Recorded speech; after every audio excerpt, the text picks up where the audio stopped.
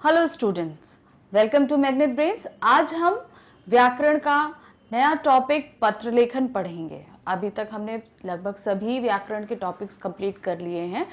पत्र लेखन क्या होता है, कितने प्रकार का होता है, जब हम पत्र लिखते हैं तो उसका फॉर्मेट क्या होता है, ये सारी चीजें हम आपको बताएंगे। एग्जाम में ये आपके पास में 5 मार्क्स में आएगा और आपके सामने इसमें विकल्प रहते हैं। विकल्प मतलब ऑप्शंस रहते हैं, 2 रहते हैं, 2 में से आपको एक करना होता है।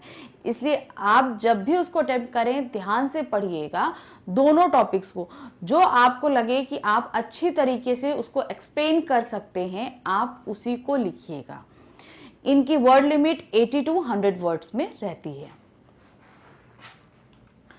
अब देखिए पत्र लेखन क्या होता है। पत्र लेखन ऐसा माध्यम है जिसके द्वारा सगे संबंधियों, मित्रों, परिचितों, अन्य व्यक्तियों तक अपने विचार प्रकट किए जाते हैं। अब क्या है, पत्र हम क्यों लिखते हैं? जब ये मोबाइल वगैरह नहीं थे तो पत्र ही एक माध्यम होता था दूर शहरों में रहने वाले लोगों का हालचाल जानने या अपने हालचाल बताने के लिए। आज पत्र लेखन बहुत कम हो गया है, सिर्फ ऑफिसेज वगैरह में होता है, लेकिन ये बहुत इंपॉर्टेंट है। क्यों इंपॉर्टेंट है? क्योंकि आजकल ईमेल का चलन आ गया है कि हम मेल कर देते हैं, लेकिन मेल का भी फॉर्मेट वही रहता है जो हम पत्र में लिखते थे। इसका अपना एक फॉर्मेट रहता है, उसमें भी हमें मैटर लिखना पड़ता है। तो सारी चीजें हमारी लमसम वही रहती हैं, सिर्फ ये है कि हम पेपर पे नहीं लिख रहे हैं, उसे हम कंप्यूटर पे या लैपटॉप पे टाइप कर रहे हैं। तो इसलिए आपके लिए ये फॉर्मेट आज भी बहुत ही इंपॉर्टेंट है। फिर उसके बाद हम आते हैं संबंधियों, मित्रों और परिचितों को लिखे जाने वाले पत्रों में मन के भावों और विचारों को निसंकोच अभिव्यक्त किया जाता है। जब हम अपने संबंधियों को लिखते हैं तो उनका हालचाल जानते हैं, अपना बताते हैं कि हम यहाँ पर ठीक हैं, तो निसंकोच हम सारी बातों को बोल सकते हैं, यानी कि उसके अंदर लिख सकते हैं हमारे मन के अंदर जो कुछ भी चल रहा है। इससे पत्र लेखन की योग्यता, विद्वता और भाषा पर अधिकार का परिचय मिल जाता है। कहने का मतलब क्या है, जो पत्र को लिख रहा है, सपोज जैसे हम लिख रहे हैं, तो हमें ये जो कोई भी पढ़ेगा तो वो जानेगा कि नहीं, इसकी लैंग्वेज पे अच्छी पकड़ है, कि वो शब्दों को अच्छी तरह चयन कर सकता है और अच्छी तरह लिख सकता है। इसलिए लिखते समय भाषा का चयन जो हम करते हैं, जो हम वाक्य बनाते हैं, उनको बहुत सावधानी पूर्वक हमें बनाना चाहिए। चाहे हम अपने सगे संबंधियों को लिखें, चाहे हम किसी ऑफिस वगैरह में या किसी संस्था में हम कोई एप्लीकेशन दें, तो हर जगह इस चीज को, भाषा के ऊपर हमें मेन ध्यान देना होता है। इसलिए पत्र लेखन को एक कला माना जाता है। मैंने आपको बोला कि जैसे एक कलाकार चित्र बनाता है तो वो रंगों को बहुत एहतियात के साथ लगता है कि यहाँ पे ये रंग होगा, वहां रंग होगा। उसी तरह जब हम पत्र लिखते हैं तो वहां पे भी हमें यहाँ पर ये शब्द आएगा, यहाँ पर ये शब्द आएगा, यहाँ पर हम ऐसे करके एक मुहावरा इस्तेमाल कर सकते हैं। तो सेम चीजें हम इस्तेमाल कर सकते हैं जो हमने अभी तक व्याकरण में पढ़ी हैं। जैसे हम अलंकार हमने पढ़े हैं, उनको हम पत्र को और अच्छा बनाने के लिए उनका भी इस्तेमाल कर सकते हैं। बस ये है कि सामने वाले को वो चीज समझ में आनी चाहिए कि जो हम लिख रहे हैं वो सामने वाला अच्छे से समझ जाए। फिर व्यवसायिक क्षेत्र में किसी न किसी कारणवश पत्र लिखे जाते हैं। यह पत्र व्यवहार औपचारिक होता है, यानी कि औपचारिक, यहाँ जहां पर हमारे पास अपनी फीलिंग्स नहीं कहनी है। अभी तक हम जो अभी अपने सगे संबंधियों को लिखते हैं वहां पर हम अपनी फीलिंग की या कोई भी बात उनके बारे में पूछ सकते हैं, अपने बारे में बता सकते हैं। लेकिन जब हम औपचारिक पत्र यानी किसी संस्था या ऑफिस में डालते हैं तो वहां पर हम किस लिए वो डाल रहे हैं, हमें सिर्फ उतना मैटर लिखना होता है। और औपचारिक पत्र में लिमिटेशंस होती हैं कि हम बहुत सारी बातों को नहीं लिख सकते। इसमें भी भाषा और शिष्टाचार का ध्यान रखा जाता है, बहुत ध्यान रखा जाता है। हम सगे संबंधियों से तो एक बार ऐसे भी फॉर्मल होकर बात कर सकते हैं, लेकिन जब हम किसी संस्था में बात करते हैं तो हमें बहुत ध्यान रखना होता है कि सामने वाला कौन है ये हम नहीं जानते, लेकिन हमें उसे अपना काम करवाना है, इसलिए हम एप्लीकेशन दे रहे हैं, या हमें कोई जरूरत है इसलिए हम एप्लीकेशन दे रहे हैं। तो हमें अपनी भाषा का चयन बहुत अच्छे से करना पड़ता है। फिर उसके बाद में आते हैं, जब हम पत्र लेखन करते हैं तो उसमें निम्नलिखित बिंदुओं का बहुत खास तौर से ध्यान दिया जाता है। पहला हमारा आता है स्पष्टता। स्पष्टता का मतलब जो बात कही जा रही है, जिस लिए हम पत्र लिख रहे हैं, वो हमें स्पष्ट तौर पे बात करनी है। जैसे हम सगे संबंधियों को लिखेंगे तो सबसे पहले अपना उनका हालचाल पूछेंगे, बताया कि आप ठीक होंगे, हम यहाँ पर ठीक हैं, और भी जितने लोगों के बारे में, सबके बारे में बात करने के बाद सेकंड स्ट्रेंजा में हम जब आते हैं तो हम क्या लिखते हैं कि हमने किस लिए पत्र लिखा है। जैसे हम किसी को बुला रहे हैं, जो कुछ भी जिस भी तो जो मैटर हम लिखना चाह रहे हैं, जिस कारण से हम वो पत्र लिख रहे हैं, उसे स्पष्ट तौर से साफ भाषा में लिखना बहुत जरूरी है। फिर उसके बाद आते हैं सरलता। सरल भाषा का इस्तेमाल करें, बहुत बहुत लंबे वाक्य नहीं बनाएं, और जो भी बात कहनी है सिंपल सरल लैंग्वेज में जैसे हम बोलते हैं कोशिश करिए कि हम वैसे ही लिखें, क्योंकि सामने वाला उसी सरल भाषा को समझेगा। फिर उसके बाद आते हैं संक्षिप्तता। हम यहाँ पर जो भी पत्र लिखेंगे उसे बहुत लंबी नहीं करना है। पता चला हमने लिखते जा रहे हैं तो पढ़ने वाला भी बोर हो जाता है, तो आप अपनी बात को जल्द से जल्द सॉर्ट आउट कीजिए, बस ज्यादा लंबा पत्र नहीं लिखा जाता है। फिर उसके बाद आते हैं शैली। आप किस शैली में लिख रहे हो, कहने का मतलब है कई तरीके से होती हैं। आप लैंग्वेज तो आप समझते हो, हिंदी इंग्लिश हम जिसमें भी लिखें, या दूसरी लैंग्वेज मराठी तमिल जिसमें भी लिखी जा सकती, लेकिन शैली का मतलब होता है कैसा तरीके से आप लिख रहे हो। कहने का मतलब है सामने वाला किस बात को इजीली समझ सकता है, ये चीज हमें ध्यान रखनी है बहुत ज्यादा। तो वही चीज यहां पर आपको समझाई जा रही है। जो शैली शब्द का मतलब है आपके लिखने का फॉर्मेट कैसा होना चाहिए। आपने तो लिखा एक लेटर का फॉर्मेट होता है, जब आप लिख रहे हो तो हर एक स्ट्रेंजा, मान लीजिए सपोज एक आपने अपने सगे संबंधी को लिखा कि आपको आपके उनके यहाँ विवाह है और आप जाना चाहते हो, मगर किसी कारणवश जैसे आपके ऑफिस में छुट्टी नहीं मिली, आप नहीं जा पा रहे हो, तो वहां पर आपको किस शैली का इस्तेमाल करना है, सरल शैली का इस्तेमाल करना है, और ऐसे मना करना है चीज को, ऐसे हैंडल करना है कि उनको बुरा नहीं लगे। उन्हें बिल्कुल भी बुरा नहीं लगना चाहिए कि हम वहां पर नहीं जाना चाहते हैं, और हम उसको एकदम नहीं, हम आपके यहाँ नहीं आ सकते, नहीं, हम आप बहुत आना चाहते हैं, हम उससे बहुत प्यार करते हैं, लेकिन प्यार दिखाते हुए बात को गोल गोल घुमाकर आपको वो चीजें कहनी है। फिर उसके बाद आता है मौलिकता। मौलिकता का मतलब जो चीज हम लिख रहे हैं उसमें एक शिष्टाचार होना चाहिए, यानी कि आदर सम्मान, चाहे हम छोटे को लिखें, चाहे बड़े को लिखें, चाहे ऑफिस में लिखें। अपनी मौलिकता मतलब हम एक शिष्ट इंसान हैं, इस चीज को हमारी लैंग्वेज के थ्रू हमें बताना है। ऐसा नहीं हो कि नहीं आप ऐसी लैंग्वेज लिख दो कि सामने वाले का अपमान हो जाए, इस चीज का हमें बहुत ध्यान रखना पड़ता है। फिर अब इसके बाद में हम आते हैं आपके पत्र के प्रकार। अब पत्र क्या दो प्रकार के होते हैं, औपचारिक और अनौपचारिक। तो पहला हम पढ़ते हैं औपचारिक पत्र। क्या होते हैं? ऐसे पत्र उन व्यक्तियों को लिखे जाते हैं जिनके साथ व्यक्तिगत संबंध नहीं होते। प्रार्थना पत्र, आवेदन पत्र, कार्यालय पत्र, सरकारी पत्र, व्यावसायिक पत्र, संपादक को पत्र आदि औपचारिक पत्र कहलाते हैं। अब ये पत्र क्या होते हैं, इनको समझने का, इनको डिफरेंशिएट करने का बहुत आसान तरीका है, औपचारिक और अनौपचारिक। औपचारिक पत्र जिन्हें हम नहीं जानते, यानी हमारे सगे संबंधी नहीं है, हमारे मित्र नहीं है, जो हमारे, जैसे हमने किसी फ्रेंड को पत्र लिखा, मम्मी पापा को लिखा, रिश्तेदार में दादा दादी नाना नानी किसी को भी हमने पत्र लिखा, वो सब हमारे अनौपचारिक पत्रों में आएंगे। ठीक है, अनौपचारिक पत्र यानी कि ये सब हमारे क्लोज रिलेटिव हैं। और औपचारिक पत्र हमारे कौन से होते हैं? औपचारिक पत्र हमारे होते हैं जो हम किसी ऑफिस में दे रहे हो, किसी भी संस्था में दे रहे हो, किसी अखबार में दे रहे हैं। जैसे अखबार के भी ऑफिस में देंगे तो वो भी तो एक संस्था ही है ना, एक ऑफिस ही है, तो वो होते हैं। इनमें कौन से हमारे पत्र आते हैं? प्रार्थना पत्र, आवेदन पत्र, कार्यालय पत्र, सरकारी पत्र, व्यावसायिक पत्र और संपादकीय पत्र, ये हमारे औपचारिक में आते हैं। उसके बाद हम आते हैं आपके अनौपचारिक पत्र। अनौपचारिक हमने बताया जो हम अपने रिलेशन में लिखते हैं, या अपने मित्रों को लिखते हैं, या जान पहचान वालों को लिखते हैं, वो हमारे अनौपचारिक पत्र में आते हैं। कैसे? ऐसे पत्र उन व्यक्तियों को लिखे जाते हैं जिनके साथ व्यक्तिगत और पारिवारिक संबंध हो, मतलब हमारा परिवार या जिनको हम बहुत क्लोज जानते हैं।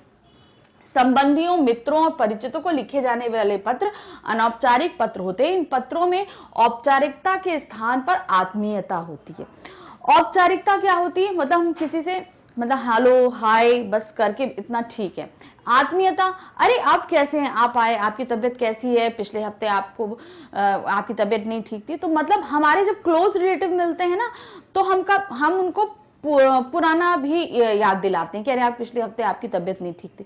तो ये क्या, आत्मीयता, जिनके साथ हम बहुत ज्यादा क्लोज फील करते हैं। औपचारिक, hello hi, good evening sir, good afternoon sir, बस इतना हमारा क्या होता है, जिनके साथ हमारा सिर्फ औपचारिक रिलेशन होता है उनके साथ हम करते हैं, और अनौपचारिक उनके साथ हम आत्मीयता दिखाते हैं। तो अब हमारे इसके बाद हम आते हैं कि इन पत्रों के भी प्रकार होते हैं। जैसे अब हम आते हैं औपचारिक पत्र। औपचारिक पत्र हमारे क्या होते हैं, तो हमने आपको बताया किसी भी संस्था में प्रार्थना पत्र, मोस्टली ये स्कूल्स में दिए जाते हैं। आप लोग छुट्टी के लिए एप्लीकेशंस देते हो कुछ भी, तो ये सारी क्या होती हैं, ये प्रार्थना पत्र के अंतर्गत आती हैं। स्कूल में जैसे आपने लाइब्रेरी से कोई बुक इशू करानी है, या आप फीस डिपॉजिट नहीं कर पा रहे हो, तो उसके लिए कि हम कुछ टाइम बाद फीस करेंगे, आपको लीव चाहिए, 1 वीक की लीव चाहिए, तो ये सब जगह आप क्या देते हो, उस जगह आप प्रार्थना पत्र देते हो। फिर उसके बाद आता है हमारा कार्यालय पत्र, किसी भी कार्यालय में देना, जैसे बिजली विभाग में दिया, जल निगम में दिया, नगर निगम में दिया। तो ये सब जगह जहां पर, जैसे मान लीजिए सपोज आपके घर के आसपास कचरा है, तो आप किसको पत्र लिखोगे, नगर निगम को लिखोगे, तो वो हमारा क्या कहलाता है, कार्यालय पत्र कहलाता है। आपके यहाँ बिजली ठीक नहीं आ रही है, सप्लाई ठीक नहीं है, तो आप कहाँ पत्र लिखोगे, बिजली विभाग को पत्र लिखोगे, वो हमारा कार्यालय पत्र में आएगा। अब इसके बाद आता है हमारा संपादकीय पत्र। संपादकीय पत्र हमारा क्या होता है, संपादकीय पत्र में हमारा होता है जो हम पेपर्स, न्यूज़पेपर या मैगजीन को, जब हम किसी के वहां के संपादक को पत्र लिखते हैं, जो वहां का मैनेजर होता है, उसको अगर हम पत्र लिखेंगे तो वो हमारा संपादकीय पत्र कहलाता है। फिर उसके बाद आता है व्यवसायिक पत्र। व्यवसायिक पत्र, आप कोई व्यापार कर रहे हैं, उससे रिलेटेड अगर हम कोई पत्र लिखें, जैसे आपने कहीं से कोई सामान मंगाया है और वो ठीक तरीके से नहीं आया या डिले आया, तो आप उस संस्था को पत्र लिखोगे या मेल करोगे, तो वो हमारा क्या कहलाएगा, व्यवसायिक पत्र कहलाएगा। फिर उसके बाद आता है आवेदन पत्र। आवेदन पत्र यानी किसी संस्था में कहीं पर नौकरी के लिए अप्लाई करना, कहीं पर रिक्वायरमेंट है किसी की, तो वहां पर अप्लाई करना। जैसे सपोज कहीं पर कोई जॉब निकली है किसी मैनेजर की, तो आप वहां पर अप्लाई करोगे, तो वहां पर आप क्या दोगे, आवेदन पत्र दोगे। आप अपना रिज्यूम तो लगाओगे, आप अपना बायोडाटा लगाओगे, मगर उससे पहले आपको एक एप्लीकेशन लगानी पड़ती है कि आपको ये सब कहां से पता चला कि हमारे यहाँ ऐसी रिक्वायरमेंट है। तो ये सब अभी आपके औपचारिक पत्रों में आते हैं। अच्छा, औपचारिक पत्र लिखने का एक फॉर्मेट होता है। जैसे हम प्रार्थना पत्र लिखते हैं, ये आप सभी जानते हैं, तो हम सबसे पहले क्या लिख देते हैं, सेवा में, ठीक है। सेवा में लिखने के बाद में हम प्रधानाचार्य यहां पर लिख देते हैं, प्रधानाचार्य। अगर हमने यहां प्रार्थना पत्र स्कूल में दिया है तो प्रधानाचार्य, कार्यालय में जैसे नगर निगम अधिकारी को दिया है तो वहां के अधिकारी का नाम अगर आप जानते हैं तो आप वहां पे देंगे, नहीं तो वहां के प्रबंधक महोदय आप लिख देंगे, सिर्फ प्रबंधक महोदय, आपको कुछ नहीं लिखना, सिर्फ प्रबंधक महोदय लिख देंगे। संपादकीय पत्र लिखेंगे तो प्रधानाचार्य की जगह आपका क्या आ जाएगा, संपादक महोदय। फिर उसके बाद हमारा आता है व्यवसायिक पत्र। जिस भी कंपनी को आप पत्र लिख रहे हो उसका कोई भी नाम है, जैसे आपने सपोज कहीं से सामान व्यापार किया, सामान मंगाया, आप जैसे आपकी एक शॉप है, शूज की शॉप है, और आपने शूज मंगाए हैं, तो आपने किसको पत्र लिखोगे, आपने बाटा कंपनी से शूज मंगाए, और आप किसको पत्र लिखोगे, बाटा इंडिया कंपनी, तो वहां पर उसकी जगह। उसी तरह आवेदन पत्र अगर आप कहीं दे रहे हो तो वहां के प्रबंधक यानी मैनेजर को देंगे आप, तो वहां पर मैनेजर या प्रबंधक महोदय लिखेंगे। अब उसके बाद में आता है ये कौन सी जगह है, जैसे आप स्कूल में होते हो तो आप स्कूल का नाम लिख देते हो, तो ये जहां पे भी, जैसे आप नगर निगम में आपने पत्र लिखा तो आप जिस भी एरिया में रहते हो उस एरिया का नाम यहाँ पर लिख दोगे, और फिर उसके बाद शहर का नाम लिख दोगे। सिर्फ इतना आएगा सेवा में। फिर यहां पर आएगा आपका जो भी आपने, जैसे यहां पर आपने डाल दिया प्रधानाचार्य डालते हो, आपने प्रधानाचार्य डाल दिया। फिर उसके बाद आप क्या लिखते हो, स्कूल का नाम लिखते हो, फिर वो स्कूल जहां पर है उस जगह का नाम लिखते हो,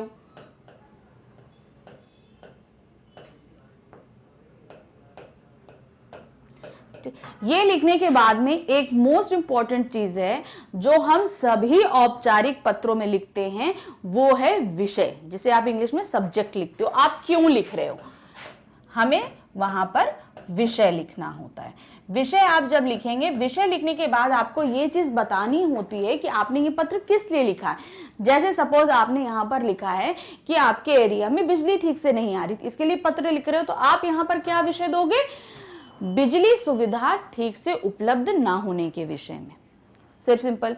और अगर आपने स्कूल में पत्र लिखा है, आप स्कूल में लिख रहे हैं, तो स्कूल में क्या लिखेंगे कि आपको 1 हफ्ते की छुट्टी चाहिए, तो क्या लिखेंगे, एक सप्ताह की छुट्टी के लिए आवेदन प्रार्थना पत्र।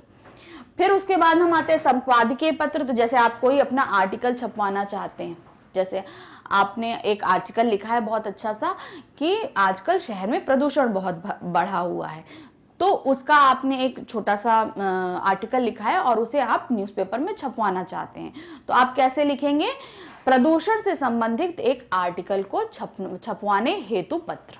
बस, मतलब जो भी आप जिस कारण से लिख रहे हो वो लिखा जाता है। ये क्यों लिखा जाता है, मोस्टली बहुत से ऑफिसर्स में लोगों के पास समय नहीं होता, एप्लीकेशन खोली, वो सिर्फ सब्जेक्ट पढ़ लेते हैं। तो सब्जेक्ट आपको क्लियर लिखना है और पावरफुल लिखना है कि आपके आगे के लेटर को पढ़ा जाए। मोस्टली सब्जेक्ट पढ़ने के बाद लेटर्स को छोड़ दिया जाता है अगर रिक्वायरमेंट नहीं रहती है, और अगर रहती भी है तो तुरंत उसको टिक कर दिया जाता है। इसलिए सब्जेक्ट इज मस्ट।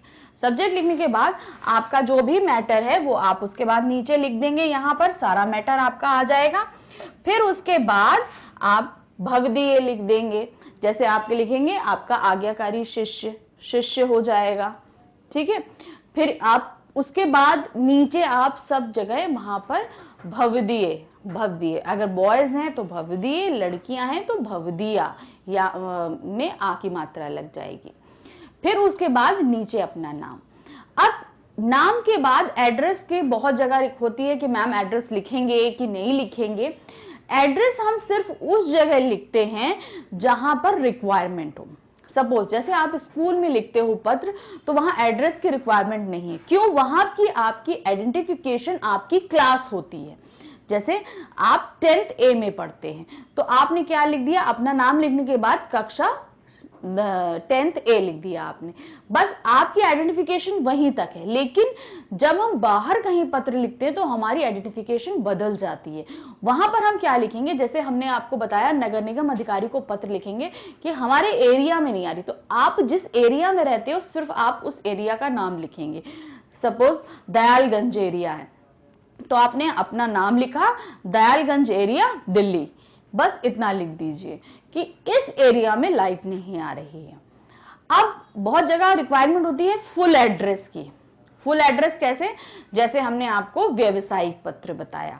व्यवसायिक पत्र में सपोज आपने किसी विक्रेता बुक स्टॉल से कुछ बुक्स अपने लिए मंगाई हैं कि हमको आप पार्सल कर दीजिए, हम आपको पैसे भेज रहे हैं, आप हमको ये बुक्स इतनी हम नाम लिख के दे दिया कि हमको आप पोस्ट कर दीजिए।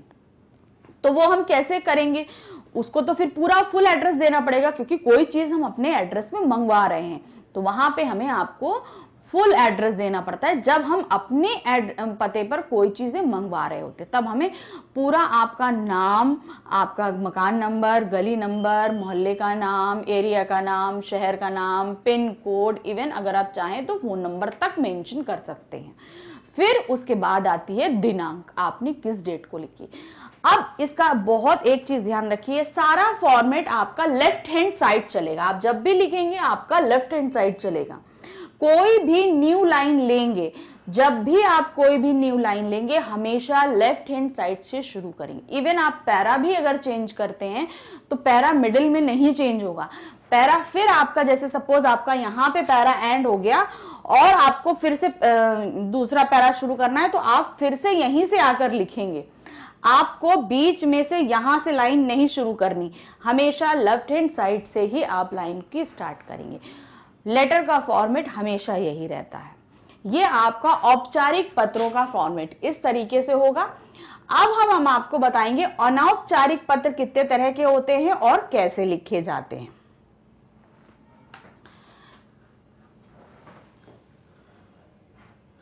देखिए, अनौपचारिक पत्र हमारे यहाँ 4 तरह के बताए गए हैं। बधाई पत्र, जैसे सपोज किसी के यहाँ कोई बहुत कोई अच्छे नंबरों से पास हो गया, आपका भाई बहन कोई अच्छे नंबरों से पास हो गया या किसी प्रतियोगिता में फर्स्ट आ गया, तो उसको हम क्या बोलेंगे, बधाई पत्र लिखेंगे।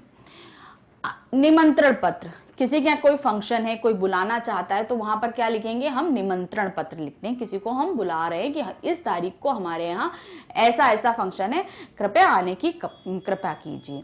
फिर उसके बाद आते हैं सांत्वना पत्र। सांत्वना पत्र कैसा होता है, कोई फेल हो गया, किसी को एक्सीडेंट हो गया, कोई गुजर गया, तो उस जगह हम सब क्या लिखेंगे, सांत्वना पत्र लिखते हैं। फिर आता है हमारा व्यक्तिगत पत्र। व्यक्तिगत पत्र कैसे, मोस्टली मम्मी पापा को लिखते हैं हम लोग। जैसे सपोज आप कहीं बाहर रहते हो, आपको पैसे की रिक्वायरमेंट है, तो आपने पापा को पत्र लिखा कि मुझे इतने पैसे की रिक्वायरमेंट है, आप मुझे भेजिए, तो वो हमारा व्यक्तिगत पत्र हो जाता है। अब हमने माँ को पत्र लिखा, सपोज हमें पता चला माँ की तबीयत नहीं ठीक है, तो हम माँ को पत्र लिखेंगे कि हम ऐसा ऐसा ठीक है, मेरी तबीयत नहीं ठीक थी कुछ दिन पहले, या आपकी तबीयत नहीं ठीक है, आप अपनी तबीयत पे ध्यान दीजिए, अपनी सेहत पे ध्यान दीजिए।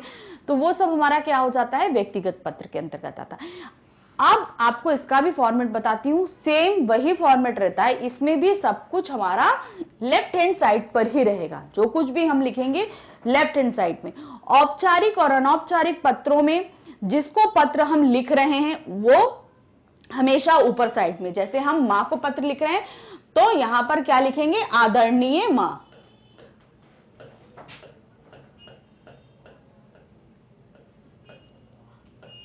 तो आदरणीय माँ या माता जी, जो भी आप लिखना चाहते हैं वो आप ऊपर लिख सकते हैं, ठीक है।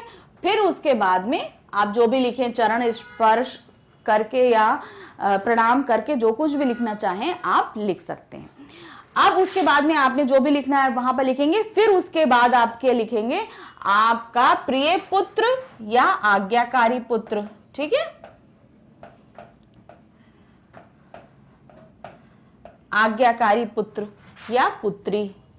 तो इस तरीके से हमेशा लेफ्ट हैंड साइड पर हम चलेंगे।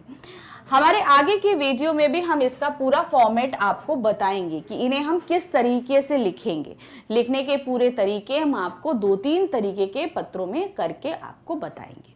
आई होप आपको पत्र के बारे में काफी हद तक पता चल गया होगा कि आपके जो भी डाउट्स होंगे क्लियर हो गए होंगे, और आगे जब हम बताएंगे तो आपके डाउट्स और भी क्लियर होते जाएंगे। सिर्फ हिंदी ही नहीं, इसके अलावा बहुत सारे सब्जेक्ट्स होते हैं जिनमें आपको बहुत सारा डाउट होता है। तो क्लास 4 से लेकर 12 तक की सभी कक्षाओं के सीबीएसई के सिलेबस हमारी वेबसाइट पर magnetbrains.com पे उपलब्ध है, और इसके अलावा आप हमारे यूट्यूब चैनल्स पे भी आप ये सारे वीडियोस देख सकते हैं। Thank you. Hello students, welcome to magnet brains. आज हम पढ़ने जा रहे हैं पत्र। पत्र में आप सबको सबसे ज्यादा प्रॉब्लम होती है, क्या चीज कहाँ पर कैसे लिखेंगे, कैसे आएगी, क्या चीजें, कौन से पत्र का क्या फॉर्मेट होगा, किस तरीके से क्या हमारा एड्रेस नीचे लिखा जाएगा, ऊपर लिखा जाएगा, डेट कहाँ आएगी। ये बहुत सारी आप लोगों के साथ परेशानी होती है, क्योंकि जब भी हम एग्जाम में पत्र अटेम्प्ट करते हैं उसके समझ लीजिए 50% मार्क्स जो हैं वो हमारे फॉर्मेट के होते हैं। अगर हमने फॉर्मेट गलत किया तो वो 50% मार्क्स हमारे वहीं कट जाते हैं। सपोज अगर आपका 6 मार्क्स का अगर पत्र है तो 3 मार्क्स आपके फॉर्मेट में रहते हैं। अगर आपने फॉर्मेट गड़बड़ किया तो आपके वो मार्क्स चले जाएंगे। तो इनको हम किस तरीके से लिखेंगे, सबसे पहले हम जानेंगे कि पत्र हम इस्तेमाल क्यों करते हैं। पत्र हम किस लिए इस्तेमाल करते हैं, दूसरों को अपनी बात कहने के लिए, ठीक है। ये तो या किसी संस्था में हम अपनी बात कहें या हम अपने जो रिलेटिव्स को बोलें, फ्रेंड्स को बोलें, जिसे भी बोलें। तो इसी बेसिस पे पत्र को 2 कैटेगरीज में डिवाइड किया गया है। पहली कैटेगरी है औपचारिक और दूसरी है अनौपचारिक। तो सबसे पहले हम जो करने जा रहे हैं वो है अनौपचारिक पत्र। अब औपचारिक क्या होते हैं, अनौपचारिक क्या होते हैं, इसको समझने का सबसे अच्छा तरीका है जिन्हें हम जानते हैं, जैसे हमारे फ्रेंड्स, रिलेटिव, हमारे परिवार वाले, माता पिता, भाई बहन, ये सब जिनको हम अच्छे से जानते हैं, इन सबको अगर हम पत्र लिखते हैं तो ये अनौपचारिक में आते हैं। और इसके अलावा जितनी भी जगह लिखा जाएगा सब औपचारिक पत्रों में आएगा, क्योंकि वो किसी ना किसी संस्था को लिखे गए पत्र होते हैं। हम कहीं पर अपनी एप्लीकेशन डालते हैं कि हमारे यहाँ ये व्यवस्था ठीक नहीं है, वो व्यवस्था ठीक नहीं है, या हम अपना कोई सुझाव देना चाहते हैं, कुछ भी हो, वो किसी ना किसी संस्था में होता है। स्कूल में भी हम मान लीजिए सपोज कोई रिक्वेस्ट कर रहे हैं कि आप हमको छुट्टी दे दीजिए, या हमारे पास हम फीस अभी जमा नहीं कर सकते, कुछ हमें टाइम दे दीजिए। तो स्कूल भी क्या है, एक संस्था है। इन सब में हम अब जब लेटर डालेंगे तो ये सभी हमारे औपचारिक होंगे। तो हम फिर से बता रहे हैं, जिनको हम जानते हैं, जैसे हमारे परिवार वाले, हमारे रिश्तेदार, हमारे मित्र, इन सबको जो हम पत्र लिखते हैं ये अनौपचारिक पत्रों में आता है। और इसके अलावा हम किसी को भी जब पत्र लिखेंगे तो वो हमारा औपचारिक पत्रों में आएगा। अब इनका फॉर्मेट क्या होता है, इनको हम किस तरीके से लिखते हैं, क्या कहाँ लिखा जाएगा, कितनी उसमें लिखा जाएगा। तो देखिए, हर क्लासेस में वर्ड लिमिट्स अलग अलग होती हैं। 9th में कम, 8th में कम होगी, फिर 9th में उससे ज़्यादा होगी, 10th में उससे ज़्यादा होगी, 11th में ज़्यादा होगी, फिर 12th में ज़्यादा होगी। तो इस तरीके से वर्ड लिमिट बढ़ती जाती है। मगर मोस्टली क्या होता है, 80 to 100 वर्ड्स की लिमिट रहती है। ये 10th और 12th में थोड़ा सा और ज़्यादा बढ़ जाती है, सपोज 100 to 120 वर्ड्स। इस तरीके से वर्ड लिमिट, अब जो भी वर्ड लिमिट या जो भी मार्किंग आपकी डिसाइड होगी उसी के अकॉर्डिंग वर्ड लिमिट डिसाइड होती है। तो ये जब आपका बोर्ड एग्जाम में, जो किसी भी एग्जाम में अगर आपको पत्र पूछा जाता है तो उसमें वर्ड लिमिट लिखी रहती है कि इतने से इतने शब्दों में आपको लिखना है, क्योंकि उसी के हिसाब से आपके मार्क्स डिवाइड रहते हैं। तो अब हम समझने की कोशिश करते हैं सबसे पहले हमारे अनौपचारिक पत्र। फिर से बता रही हूं, अनौपचारिक पत्र वो जिनको हम जानते हैं, हमारे परिवार वाले, रिश्तेदार और हमारे मित्रगण, जितने भी इनको हम पत्र लिखेंगे ये सभी हमारे अनौपचारिक पत्र होंगे। तो पहला पत्र का जो हम एक उदाहरण ले रहे हैं, क्या है, इन्होंने लिखा है, अनजाने में हुई भूल के लिए क्षमा मांगते हुए पिताजी को पत्र। आपसे कोई भूल हो गई है, अब आप पापा से सीधे नहीं कह पा रहे हो, या आप कहीं दूसरी जगह पर रहते हो, तो आप कैसे पत्र लिखोगे ना।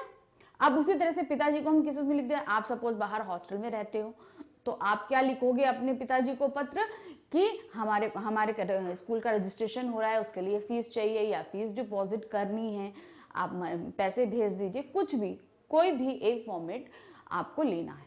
तो हमने ये लिया कि आपसे कोई भूल हो गई है और आप पिताजी से उसकी माफी मांगने के लिए, क्षमा मांगने के लिए आप पत्र लिख रहे हो।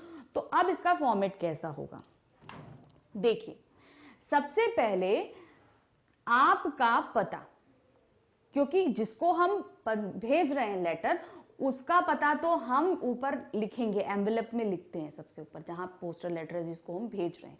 जैसे आप पिताजी के पास भेज रहे हैं तो पिताजी का पोस्टल एड्रेस कहां रहेगा, एनवेलप के ऊपर रहेगा। लेकिन अनौपचारिक पत्रों में लिखते समय क्या होता है, जहां आप रह रहे हैं, सपोज किसी छात्रावास में रह रहे हैं या कहीं पर घर लेकर रह रहे हैं, कुछ भी, जो भी आपका पता है वो ऊपर आएगा, ये पोर्शन आपका ऊपर आएगा, आपका पता। याद रखिएगा, ये अनौपचारिक पत्रों में होगा, जहां पर हम आप रह रहे हैं वो जगह। ऑब्वियसली बात है, पिताजी को अगर आप पत्र लिख रहे हो तो आप और पिताजी कहीं अलग अलग रह रहे हैं। अगर एक ही घर में रह रहे होते तब तो आप कहकर माफी मांग लेते, लेकिन आप लोग अलग अलग रह रहे हैं। इसी तरीके से तो आप सबसे पहले ऊपर आप जहां रह रहे हैं वहां लिखेंगे, उसके बाद आपकी डेट आएगी, ठीक, जिस भी डेट को आप लिख रहे हो, आप आज लिख रहे हो, कल लिख रहे हो। लेकिन एग्जाम में आपको ये चीज ध्यान रखनी, जैसे आज आपने पत्र लिखा तो आज की डेट डालोगे, फिर एग्जाम जिस दिन दोगे उस दिन की डेट डालेंगे। ये नहीं हो कि कॉपी में आज की लिखी है तो हम आज ही की लिखेंगे जाके, ऐसा नहीं करना चाहिए। कोई भी पत्र आएगा तो जिस दिन आप लिख रहे हो उसी दिन की डेट आएगी। और अनौपचारिक पत्रों में डेट लिखने का फॉर्मेट ऐसा होता है, जैसे इसमें क्या लिखा है, 16 मार्च 2019, तो ये आप पूरा लिखोगे। देखो ये होता है हमारा, जैसे हमने लिखा 16 मार्च 2019, ठीक है। और एक होता है कैसा, 16/3/2019, तो ये आपका लिखा है। लेकिन जब हम अनौपचारिक पत्र लिखते हैं तब हमारा डेट की फॉर्मेट ये रहती है और औपचारिक पत्रों में डेट की फॉर्मेट ये रहती है। फर्क होता है, क्योंकि जब हम किसी संस्था को पत्र लिख रहे होते हैं तो वो लोग बहुत जल्दी में पढ़ते हैं, इसलिए उसमें पॉइंट टू पॉइंट बात की जाती है और चीजों को हमेशा शॉर्ट करके लिखना पड़ता है हमको। तो ये हमारा कैसा फॉर्मेट रहेगा, ये हमारा औपचारिक के लिए रहेगा और ये हमारा अनौपचारिक के लिए रहेगा। अब हम आते हैं, अब आप जिसको भी पत्र लिख रहे हो उसको रिकॉर्ड दोगे। जैसे पिताजी को लिख रहे हैं तो आदरणीय पिताजी, सादर चरण कमल स्पर्श या सादर चरण स्पर्श। सिंपल, हम उनको हमेशा जब भी आप लोग को मिलते हैं तो क्या करते हैं, नमस्ते करते हैं, पैर छूते हैं। तो जो भी आप जैसे भी रिकॉर्ड करते हो आप यहां पर लिखोगे आदरणीय पिताजी, सादर चरण कमल स्पर्श। अब आप अपनी बात लिखना शुरू करेंगे। अब बात जब भी हम लिखते हैं अनौपचारिक पत्रों में तो जिसको हम पत्र लिख रहे हैं उसका हालचाल पूछते हैं और अपना हालचाल बताते हैं। ये दोनों चीजों से हम पत्र को शुरू करते हैं। कैसे, आशा है आप सकुशल होंगे। अब हम इतनी दूर बैठे हैं, हमें तो नहीं पता, तो हम क्या कह रहे हैं उनका, कि हम ये कामना कर रहे हैं कि आप सकुशल होंगे। आप पिछले माह मुझसे मिलने भी नहीं आए, आज मैं आपको बताना चाहता हूं कि मुझसे अनजाने में एक गलती हो गई है। तो ये चीज आप बताओगे कि हमसे एक गलती हुई है। जिस पर्पज से आप पत्र लिख रहे हैं वह यह है कि आपने जो घड़ी मुझे पुरस्कार में दी थी वह कहीं खो गई है। मैंने उसे बहुत ढूंढा लेकिन वह नहीं मिली। मुझे पता है वह बहुत कीमती थी और उसे आपने बड़े चाव से मेरे लिए खरीदा था। तो जो भी गलती हो, जरूरी नहीं कि ये लिखा गया है, आपके दिमाग में अगर कोई और चीज, कोई और गलती आ रही है जो आप स्वीकार करना चाहते हैं अपने पिताजी से, तो आप वो लिख सकते हैं। लेकिन सबसे जरूरी है कि आप कितना इनोवेट हो सकते हैं, कितनी चीजों को आप इन्वेट करके लिख सकते हैं। तो इस तरीके से आपने यहां पर ये लिखी चीज। फिर नेक्स्ट, अब आपने जो गलती करी वो आपने फर्स्ट पैरा में मेंशन कर दी। अब पैराग्राफ चेंज होगा। क्या, मैं अत्यंत शर्मिंदा हूं क्योंकि आपसे जो गलती हो गई आपने बता दी, पहली बात। अब आप उसके लिए क्या फील कर रहे हो, आप सेकंड पैरा में वो लिखोगे। मैं अत्यंत शर्मिंदा होकर यह क्षमा याचना पत्र लिख रहा हूं। मुझे अनजाने में यह भूल हुई जिसके कारण मैं अत्यंत लज्जित हूं। इस गलती के कारण मैं आपके सामने भी नहीं आ पा रहा हूं, अतः विनम्र प्रार्थना है कि अनजाने में हुई गलती के लिए मुझे क्षमा दान करें। मैं आपका आभारी रहूंगा। शेष कुशल है। माता जी को सादर चरण स्पर्श तथा छोटे भाई बहनों को हार्दिक स्नेह स्वीकार करें। तो अब देखिए, सबसे पहले आपने ध्यान दिया होगा यहां भाषा शुद्ध है, इंग्लिश वर्डों का इस्तेमाल आप ना करें। हिंदी में आप जब भी पत्र लिखिए ध्यान रखिए इंग्लिश वर्ड जितना हो सके उतना हटाने की कोशिश करिए। शुद्ध लैंग्वेज में लिखिए, भाषा, वाक्य सभी शुद्ध तरीकों से इस्तेमाल किए गए हों। अब पहला पैरा हमने अपनी गलती मानी, दूसरे पैरा में हम क्या फील कर रहे हैं या हम उनसे क्या चाहते हैं, हम क्षमा चाहते हैं, तो हमने ये दोनों चीजें मान ली। अब उसके बाद क्या है, जब हम पत्र एंड करने लगे, अब आप पिताजी को लिख रहे हो तो घर में माता जी हैं, छोटे भाई बहन हैं या बड़े भाई बहन हैं, तो क्या लिखोगे, माता जी को भी चरण स्पर्श लिखेंगे, छोटे भाई बहन है तो उनको प्रेम लिखेंगे, और अगर बड़े भाई या बहन है तो उनको भी चरण स्पर्श या प्रणाम लिखेंगे। तो इस तरीके से हम पत्र के मेन मैटर को एंड करेंगे। फिर उसके बाद आपका आज्ञाकारी पुत्र, अगर लड़कियां लिख रही हैं तो आपकी आज्ञाकारिणी पुत्री। ठीक है, ध्यान रखिएगा, जब जेंडर चेंज होता है तो कई चीजें चेंज होती हैं। आज्ञाकारी, आज्ञाकारिणी, पुत्री, फिर नीचे अपना नाम। तो इस तरीके से लिखेंगे। ऐसे ही आपको हर अनौपचारिक पत्रों में लिखना है, मैटर जो भी हो। तो चलिए हम आपको एक एग्जाम्पल और बताते हैं कि इसका एग्जाम्पल और क्या हो सकता है, फिर वही चीज आएगी इसमें। अब क्या है, अपने चाचा जी को पत्र इस अनुरोध के साथ लिखें कि आप बाढ़ पीड़ितों की सहायता हेतु उत्तराखंड जाना चाहते हैं, अतः वे पिताजी को समझाकर अनुमति दिला दें। कहने का मतलब है कि आप बाढ़ पीड़ित लोग हैं और उनके लिए आप उत्तराखंड जाना, आप कहीं और रहते हैं और उत्तराखंड जाना चाहते हैं, तो पिताजी मान नहीं रहे, तो उसके लिए आपने सोर्स लगवाया। किससे लगवाया, चाचा जी से लगवाया। तो अब इसका पत्र कैसे होगा फिर आपको बताती हूं। हमने आपसे क्या बोला, पहले आपका पता आएगा, आप जहां रह रहे हैं। तो ये देखिए, ये इतना आपका पता हो गया। दिनांक, फिर वही फॉर्मेट देखिए, दिनांक का फॉर्मेट याद रखिएगा, अनौपचारिक और औपचारिक पत्रों में अलग अलग रहता है। हम जनवरी, फरवरी, मार्च, अप्रैल जो कुछ भी है उसे हम पूरा लिखेंगे और ये लिखेंगे। कोशिश करिए, अगर आपको हिंदी की गिनती आती है तो आप हिंदी की गिनतियां भी इसमें लिख सकते हैं। जैसे 17 है तो आप 17 कैसे लिखेंगे, 17, फिर आपने लिखा जनवरी, ठीक, उसके बाद हम कॉमा लगाएंगे, ये ध्यान रखिएगा। फिर 2019 हम कैसे लिखेंगे, ऐसे, ये हमारा 19 हुआ। तो अगर आपको हिंदी की गिनती में लिखेंगे तो ज्यादा अच्छा लगे, क्योंकि हम हिंदी में पत्र लिख रहे हैं। फिर उसके बाद अब आप चाचा जी को लिख रहे हैं, पूज्य चाचा जी, सादर चरण स्पर्श। फिर उसके बाद आप सब कैसे हैं, फिर हमने बोला ना कि सबसे पहले हम उनको रिगार्ड करेंगे। जब भी आप, जैसे अभी तो जैसे आप पत्र लिख रहे हो, आप अगर अपने चाचा जी के घर जाओगे तो क्या करेंगे, हम सबसे पहले चरण स्पर्श करेंगे ना, पैर छुएंगे। तो वो हमें क्या करना है, पत्र में लिखना है, करना नहीं है, हमें क्या है, उस चीज को लिखना है।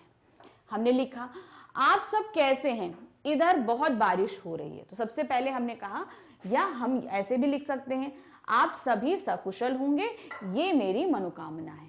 यहां पर भी सब कुछ सकुशल है, मैं बहुत अच्छे से पढ़ाई कर रहा हूं। फॉर्मेट आपके ऊपर है, लेकिन आप किस तरीके से शुरू कर रहे हो, इस चीज का बहुत अच्छे से ध्यान रखना। सबसे पहले जिनको हम पत्र लिख रहे हैं उनकी कुशलता की कामना करेंगे, फिर हम अपने बारे में भी बताएंगे, और फिर हम क्या चाहते हैं ये चीज लिखेंगे। फिर इधर बहुत बारिश हो रही है, उत्तराखंड में तो बहुत बुरा हाल है, जगह जगह त्राही त्राही मची है। हमारे प्रधानाचार्य जी ने आज छात्रों की एक बैठक बुलाई और हम लोगों से उनकी मदद करने को कहा। मतलब सबसे पहले ये चीज कैसे शुरू हुई वो लिखी गई। अब सेकंड पैरा में क्या चीज आएगी, इसी संदर्भ में हमारे विद्यालय से बाढ़ पीड़ितों की सहायतार्थ गठित एक स्वयंसेवकों का एक समूह उत्तराखंड जा रहा है। मैं भी उनके साथ जाना चाहता हूं, अतः आपसे करबद्ध अनुरोध है। करबद्ध, कर क्या, हाथ, कर मतलब हाथ बांध के, ठीक है। करबद्ध अनुरोध है कि आप पिताजी को इस बात के लिए समझाकर राजी करें कि वे मुझे भी इन स्वयं सेवकों के साथ प्राकृतिक आपदा से ग्रसित बाढ़ पीड़ितों की सहायता करने हेतु जाने की अनुमति प्रदान करें। तो यहां पर कोशिश करिए लैंग्वेज अच्छी, शुद्ध, हैवी लिखिए। फिर जब आपने अनुरोध कर दिया, उसके बाद हम अपने पत्र का अब समापन करेंगे। कैसे, आदरणीय चाचा जी एवं चाची जी को सादर नमस्कार तथा अन्य को स्नेह।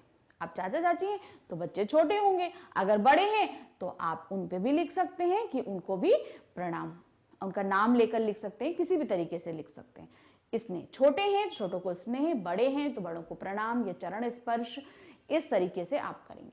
फिर भवदीय दिनेश, तो यहां पर क्या है, अब यहां पर जहां पे हम नहीं समझ पाए कि हमें क्या लिखना है तो भवदीय लिख दीजिए, ये चीज ध्यान रखिए, ठीक।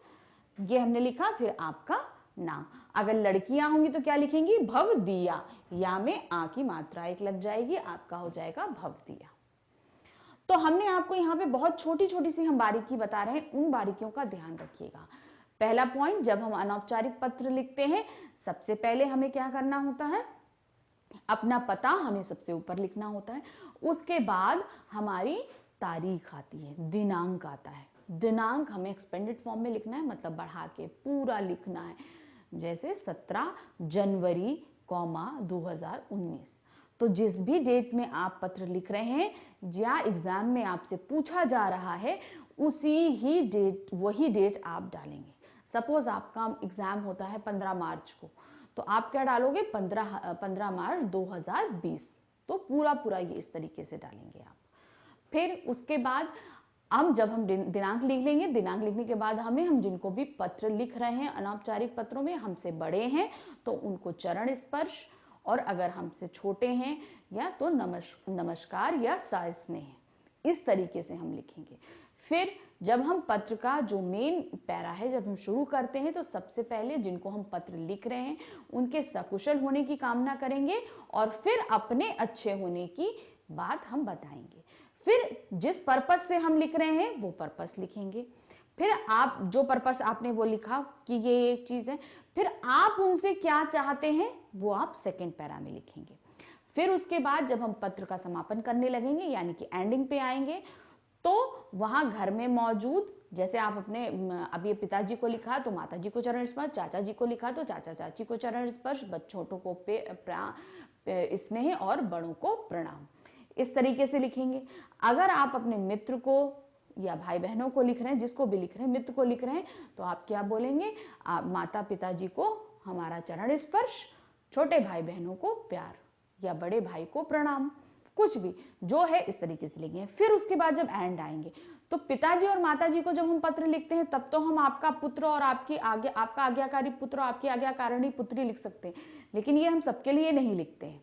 तो उस जगह हम क्या लिख देते हैं, भवदीय या भवदीया।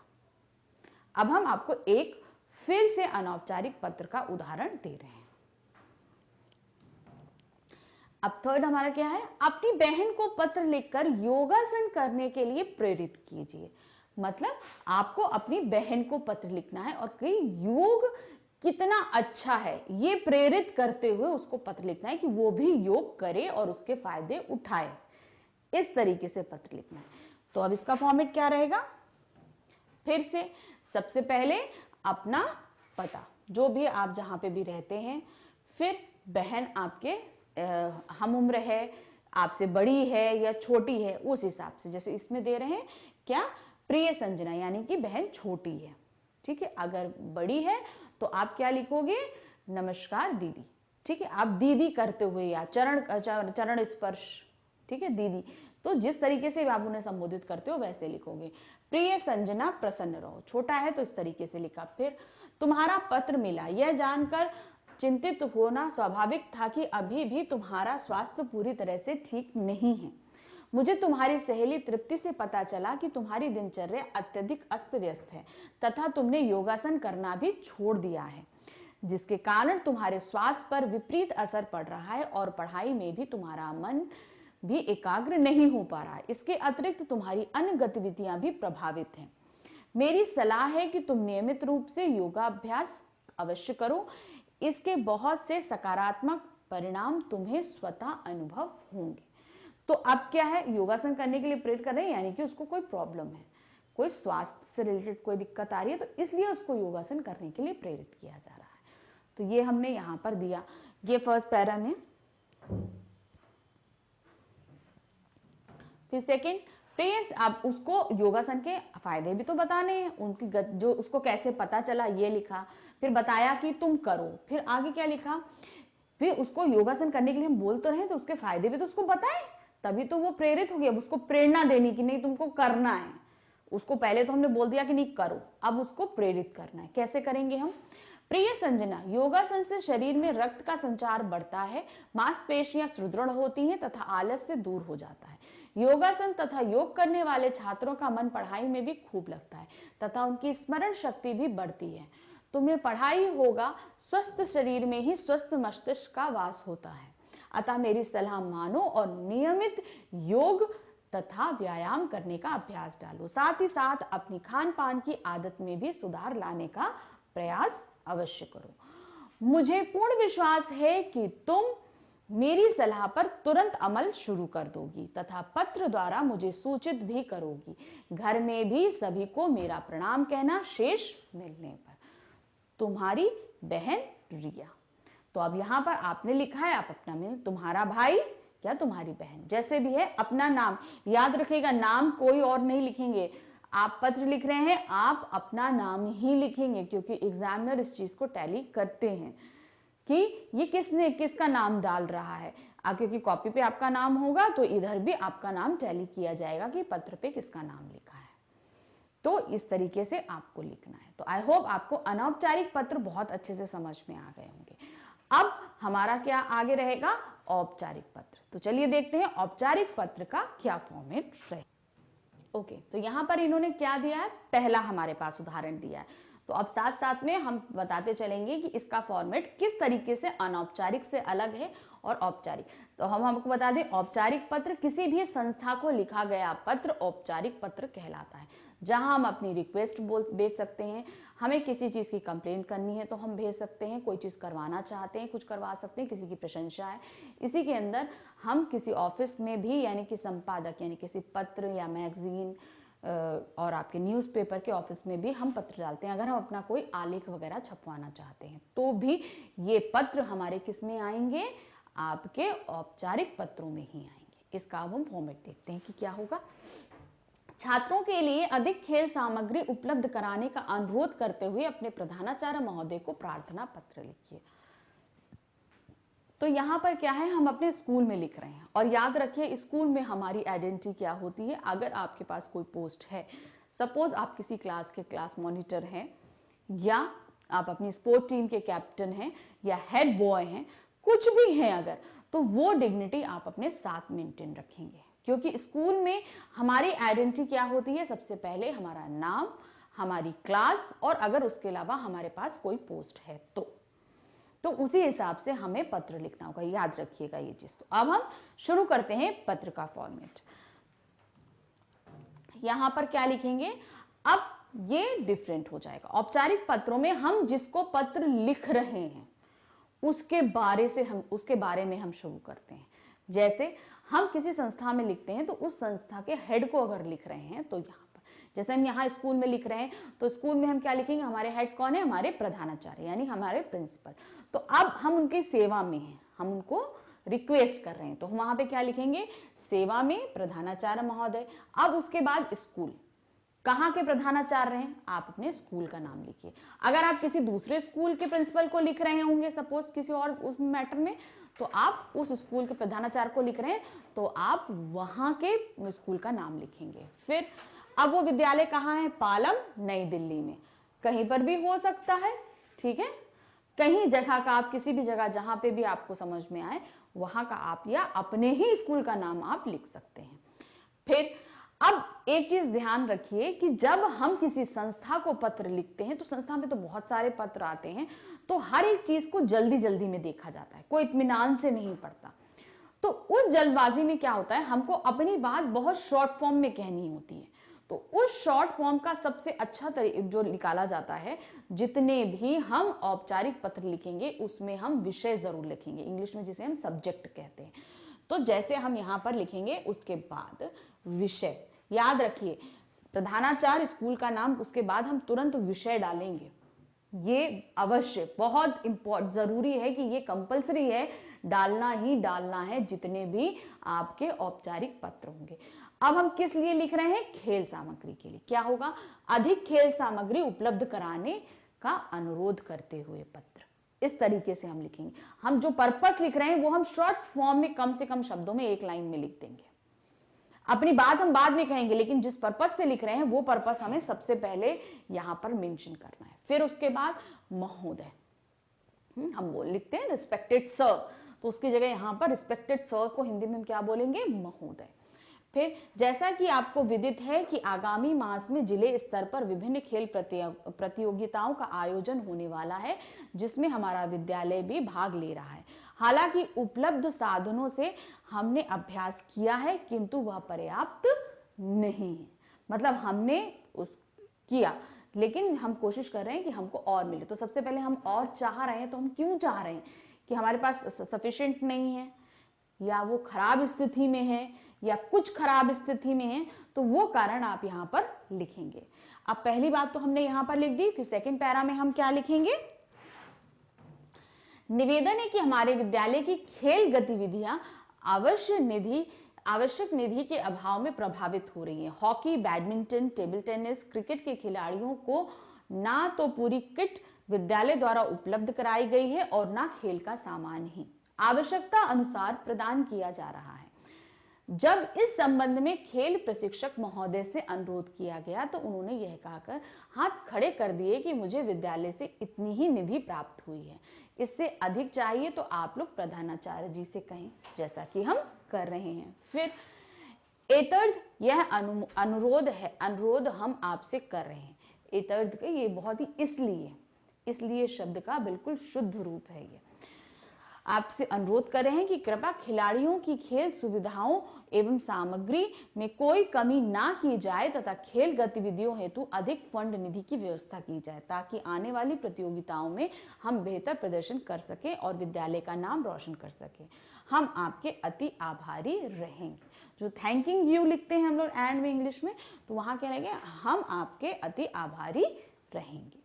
तो इस तरीके से हम यहाँ अपनी बात कहेंगे। अब हम एकदम लास्ट लाइन में, आशा है आप हम खिलाड़ियों के इस अनुरोध को स्वीकार करने की कृपा करेंगे। अब हमने रिक्वेस्ट तो कर दी, मगर हम ये भी तो बोले कि आशा है कि आप स्वीकार करेंगे, तो ये एक हमें फॉर्मेलिटी लिखनी पड़ती है। तो यहाँ पर लिखेंगे आशा है आप हमारा ये अनुरोध स्वीकार करेंगे, धन्यवाद। फिर भव दिए, लड़कियां हैं तो भव दिया, नहीं तो भव दिए। फिर अपना नाम, कक्षा। अब खेल प्रतिनिधि, ठीक है, खेल प्रतिनिधि किसका, अगर आपकी ऑर्गेनाइजेशन का कोई नाम है तो आप वो ऑर्गेनाइजेशन डालेंगे। क्या, पाल छात्र सभा राजकीय माध्यमिक बाल विद्यालय नई दिल्ली। तो आप ऐसे भी लिख सकते हो, कैप्टन, किसी टीम के आप कैप्टन हो वो डाल सकते हो। अब आपके यहाँ अगर छात्र संघ बना है तो उन छात्र संघ का नाम डाल सकते हैं, कुछ भी आप डाल सकते हैं। लेकिन याद रखिए अगर आप स्कूल में लिख रहे हैं तो वहां पर आपकी पहचान आपका नाम, आपकी कक्षा, और अगर आपको कोई भी पोस्ट मिली हुई है, monitor, head boy, cricket captain या किसी भी टीम का कैप्टन, तो वो आप जरूर लिखेंगे। हाउस कैप्टन है या कुछ भी आपको मिला हुआ है तो आप अपने नाम और कक्षा के नीचे वो डिग्निटी मेंशन कर देंगे। तो इस तरीके से हमको लिखना है।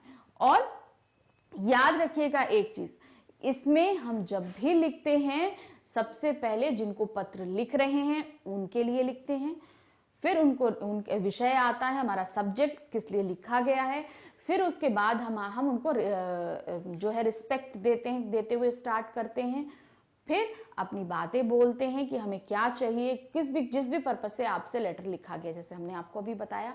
फिर वो लिखने के बाद हमें क्या, थैंकिंग यू लिखना है। फिर अपना जो भवदीय जिसे भी हम बोल रहे हैं वो लिखेंगे, नाम आपका लिखेंगे अपना, फिर उसके बाद कक्षा का नाम, फिर हमें जो पोस्ट मिली हुई है वो।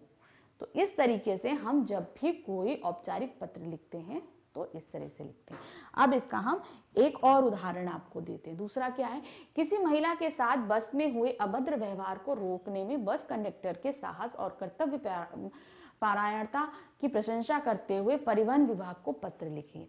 मतलब आप कहीं पर जा रहे थे, ट्रैवल कर रहे थे बस में, और वहां पर किसी महिला के साथ में कुछ बदतमीजी हुई, तो कंडक्टर ने उसमें बहुत अच्छा एक्शन लिया। तो अब उसकी प्रशंसा करते हुए आपको पत्र लिखना है, कहाँ, परिवहन विभाग में। अब उसको हम कैसे लिखेंगे, फॉर्मेट वही रहेगा, याद रखिएगा। तो इसमें क्या आएगा, अब यहां पर हम लिखेंगे सबसे पहले सेवा में से हम शुरू करेंगे, ठीक है। हम यहां से शुरू करेंगे, सेवा में प्रबंधक दिल्ली परिवहन मुख्यालय। फिर कहां पर है वो, नेहरू प्लेस नई दिल्ली में, यहां से हमने शुरू किया। फिर आपको यहां पर जो है डालना है, शुरू करना है कि किस लिए हम पत्र लिख रहे हैं। प्रशंसार्थ हेतु पत्र, विषय यहां पर हम क्या डालेंगे, विषय डालेंगे। तो क्या डालेंगे हम, प्रशंसा हेतु पत्र, ये हमने यहां पर विषय डालेंगे। विषय लिखने के बाद हम पत्र को स्टार्ट करेंगे। विषय बहुत कंपलसरी है, ये याद रखिएगा, बिना विषय के कोई पत्र नहीं लिखा जाता है। फिर उसके बाद में अब क्या, हमने जब शुरू कर रहे हैं तो क्या, अब डालेंगे कोई भी डेट। यहां पर हमने ऐसे ही लिख दी है, आपको यहां पर कोई भी आप डेट डाल सकते हो। सपोज जिस भी डेट को, जैसे आप आज पत्र लिख रहे हो तो कम से कम आज से 10 दिन पहले की डेट डालेंगे, क्योंकि वो घटना पहले घट चुकी है और पत्र आप आज लिख रहे हो, या 4 दिन पहले की डेट डालोगे, तो जो भी आज की डेट है उससे 4 दिन पहले की डेट पड़ेगी। फिर को मैं लोकल बस में शाहदरा से कनाट प्लेस अपने कार्यालय जा रहा था, तभी बिना स्टॉप के कुछ गुंडे लड़के चलती हुई बस में चढ़ गए और एक लड़की से छेड़खानी करते हुए उसे तंग करना प्रारंभ कर दिया। बस नंबर, अब हम बस कंडक्टर दे रहे हैं तो कंडक्टर की आइडेंटिटी कैसे होगी हमें आप पहले बताइए। कंडक्टर की आइडेंटिटी हम कैसे करेंगे, बस नंबर, फिर उसको बिल्ला नंबर भी मिला होता है, जो उसको बैच मिला होता है उसका भी एक नंबर होता है। तो यहाँ डालेंगे बस नंबर हम डाल देंगे, आप अपने मन से कोई भी नंबर डाल दीजिए, जरूरी नहीं किसी बस का ही डालिए। कि परिचालक एवं चालक दोनों ने साहस दिखाते हुए पहले तो उन गुंडे लड़कों को ऐसा करने के लिए रोकने का प्रयास किया, किंतु जब वे नहीं माने तो रास्ते में पड़ने वाले पुलिस थाना मुद्रिका दिल्ली में ले जाकर बस खड़ी कर दी और इसकी लिखित शिकायत परिचालक ने वहां के थाना अध्यक्ष से की। जो भी उस दिन की घटना घटी है आपको पहले पूरी लिखनी है। चालक ने इस कार्य को देखकर कुछ उत्साही यात्रियों ने भी उसके पक्ष में समर्थन किया और उनकी प्रशंसा करते हुए थाना अध्यक्ष ने भी त्वरित कार्यवाही की और लड़की को सुरक्षित उसके घर पहुंचाया। मैं परिचालक एवं चालक दोनों के इस कार्य से अत्यंत प्रभावित हुआ और उनकी अनुशंसा करते हुए यह पत्र आपको लिख रहा हूं। कृपया उन्हें प्रस्तुत पत्र तो विभाग की ओर से मिलना ही चाहिए ताकि अन्य लोगों को उनसे प्रेरणा मिले। मतलब आप प्रशंसा कर रहे हो, साथ में उनको पुरस्कार देने का भी अनुरोध किया आपने। इस तरीके से हम पूरा मैटर यहाँ पर लिखेंगे। फिर उसके बाद में अब हमें एंड करना है, तो क्या लिखेंगे? धन्यवाद। आप चाहें तो लिख सकते हैं, आशा करते हैं कि आप हमारी इस प्रशंसा को तुरंत ही कार्रवाई कराएंगे, मतलब तुरंत आप जो है प्रसारित कराएंगे, यानी कि उनको पुरस्कार दिलाएंगे। फिर प्रार्थी, अब हम प्रार्थी, अब हम प्रार्थना कर रहे हैं तो हम क्या होंगे? प्रार्थी। अपना नाम लिखिए, फिर अपना नाम लिखिए। नाम लिखने के बाद पता दे सकते हैं, फोन नंबर दे। ये याद रखिए कि पता सबसे ज्यादा कंफ्यूजन होता है कि हम औपचारिक पत्रों में अपना एड्रेस कब लिखें। हम अपना पूरा एड्रेस तब लिखते हैं जैसे कि घर नंबर, गली नंबर और आपका क्या कहते हैं मोहल्ला कौन सा है, जो कुछ भी आपका नियर बाय, ये पूरा जो पूर्ण एड्रेस होता है, जो हमारा पूर्ण पोस्टल एड्रेस होता है, वो हम तब लिखते हैं जब हम कहीं से कोई चीज अपने लिए मंगवा रहे होते हैं। सपोज हमने किसी विक्रेता को पत्र लिखा कि हमें कुछ पुस्तकें चाहिए, या हम बिजनेस के थ्रू से कोई चीज मंगवा रहे हैं, या हम किसी से कोई बुक मंगाना चाहते हैं, कुछ भी, तो उस जगह अपने नाम के बाद हम पूरा पता तब लिखेंगे जब हम कोई चीज मंगवा रहे होते हैं, तब हम पूरा पता लिखते हैं। नहीं तो हम अपूर्ण पता लिखते हैं। अपूर्ण पता कैसा होता है? मतलब हम किस एरिया में रहते हैं। सपोज आप दिल्ली के कनॉट प्लेस में रहते हैं तो आप क्या लिखेंगे? अपना नाम, कनॉट प्लेस, नई दिल्ली, बस। और उसके बाद अगर जरूरी है तो अपना दूरभाष लिखिए। इन्होंने दूरभाष यानी कि फोन नंबर इसलिए दिया क्योंकि ये घटना घटित हुई, तो पुरस्कार देने से पहले जिसने पत्र लिखा उससे एक बार बात भी तो की जाएगी, इसलिए जरूरी है, तो आप अपना फोन नंबर नीचे मेंशन कर सकते हैं। तो ये कंडीशंस होती हैं कि कहां पर पूर्ण पता देना है, कहां अपूर्ण पता देना है। तो यहां पर ये कोई जो है वो नहीं मंगा रहा था, अपना कोई सामान नहीं मंगा रहा था, तो इसने क्या अपूर्ण पता दिया, सीधे इतना ये लिख के पालम गांव दिल्ली, तो ये अपूर्ण पता है। अब यहाँ पर इन्होंने जो है गली नंबर दे दिया, मकान नंबर नहीं दे दिया, कुछ आसपास की कोई चीजें नहीं दी, तो उस तरीके से हमें लिखना होता है। अब इसी का हम आपको एक एग्जाम्पल और देते हैं। थर्ड क्या है? उत्तराखंड आपदा में स्वयं भोगी कठिनाइयों का वर्णन करते हुए अपने मित्र को पत्र लिखिए।